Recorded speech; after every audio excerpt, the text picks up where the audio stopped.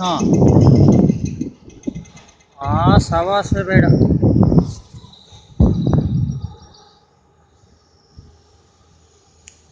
ಸವಾಸ ಭಾಳ ಕಷ್ಟ.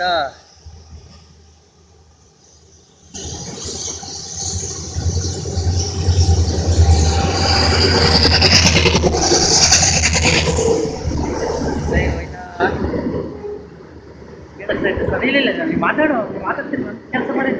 ಕೆಲಸ ಆಯ್ತಾ ಐತೆ. ವಿಡಿಯೋ ಹೆಂಗಿದೆ.